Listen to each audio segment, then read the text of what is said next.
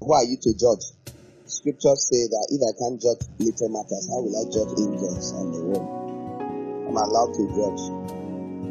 You that is judging, don't you have? I have. You mean the plank in my eye? I removed it. And this thing in your eye is not a speck. It's a sequoia. A massive tree. Gigantic. Don't mix up issues. I hope you know Jesus was talking about Pharisees.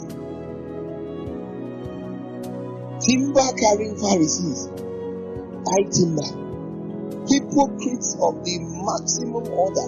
Pretenders extraordinaire. We're walking around looking at people that barely did anything. Saying, hey, sinner. Jesus said, hey, remove the timber from your eye first before you go for the specks. Tiny shavings of plywood that entered someone's eyes. Then he said, remove the plank from your eye first, that you might see clearly. That you might see clearly. The issue is not judging. The issue is clear sight. He didn't say you may not judge. He just pointed out that with the measure you judge, you will be judged. So you dare not carry, have a girl, a guy, that you do intimately evil things with. Then you come out and tell people, you shall not do intimate evil things. All who do it will burn. Go back. Get rid of your sin partner. Sorry, no more. That's you blowing the tear out of your eye. Have you removed it? Is it out? Next thing. You shall not. Now you can say it. Because you have obeyed Jesus. Not the one that is actively present. You have no intention of removing it. And you're deceiving. That's what a hypocrite is. A hypocrite is not someone that is striving to do God's will and stumbles sometimes. A hypocrite is someone who pretends to be doing God's will constantly and is not even trying. Remove the plank. Take note, John was a plank. The person was talking about his speck. He said, don't judge. Why? Judge not that you not be judged. And he identified who he was talking to. And to show you was not talking to everyone, you go to 1 Corinthians chapter 6 verse 1, 2, 3. If you cannot judge the smallest matters, specks, how will you judge angels, big matters?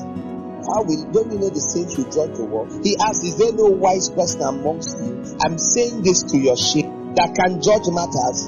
1 Corinthians chapter 11 31, 32 says, if we would judge ourselves, if we would judge ourselves, it's not just talking about me judging myself, it's talking about the church, a congregation judging themselves, checking in their midst. Is there a speck? Is there sin in our midst? And it flows from 1 Corinthians 5, where he said, remove that wicked man from among you. He said, remove evil. When you see evil, deal with it in someone's life. He said, if anyone calls himself a brother or a sister and is a fornicator, an extortioner, a drunkard, a railer, quarreler, that is quarreling everywhere, and any such thing, said, discipline that person according to scripture. Put him or her through the process.